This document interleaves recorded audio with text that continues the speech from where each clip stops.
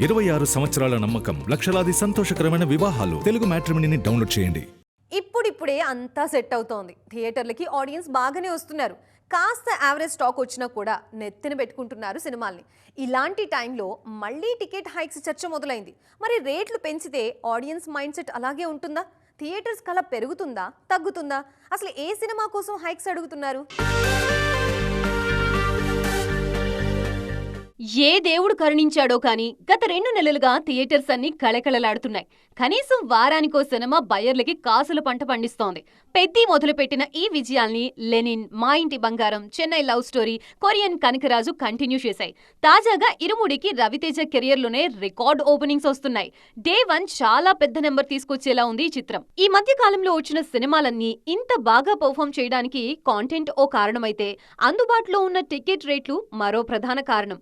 పెద్ది మినహాయిస్తే ఏ సినిమాకి నిర్మాతలు హైక్స్ అడగలేదు.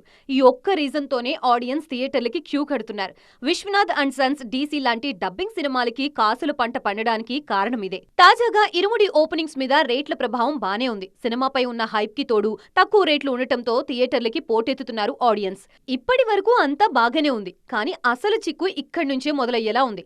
ఆగస్టు 26న రానున్న టాక్సిక్ కోసం హైక్స్ అడుగుతున్నారు మేకర్స్.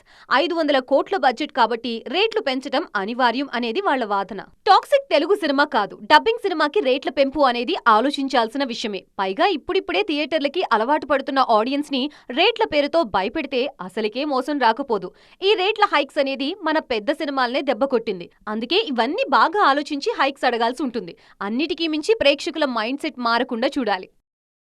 సో చూసారు, 26 సంవత్సరాల నమ్మకం, లక్షలాది సంతోషకరమైన వివాహాలు. తెలుగు మ్యాట్రిమోనీని డౌన్లోడ్ చేయండి.